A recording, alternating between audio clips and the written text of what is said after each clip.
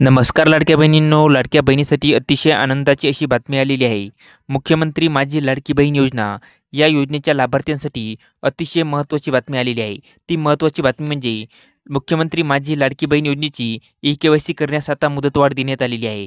या अगोदर ई-के-वाय-सी करण्यासाठी 18 नोव्हेंबर 2025 पूर्वी ज्या कोणी महिलांचे ई-के-वाय-सी झालेले आहे त्यांनाच हे पैसे मिळणार होते. परंतु आता ही 18 नोव्हेंबर 2025च्या नंतर ही तारीख आता 31 डिसेंबर 2025 ही करण्यात आलेली आहे. म्हणजे पूर्ण दीड महिन्यांचा वेळ हा आता देण्यात आलेला आहे.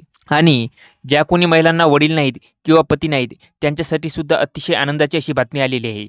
ती आनंदाची बातमी म्हणजे त्यांना आता पोर्टलमध्ये नवीन अपडेट केलेलं आहे. आता त्यांना त्यांच्या वडिलाचे किंवा पतीचे मृत्यू प्रमाणपत्र सादर केल्याच्यानंतर त्यांनासुद्धा मुख्यमंत्री माझी लाडकी बहीण योजनेचा जो काही हप्ता आहे तो हप्ता मिळणार आहे.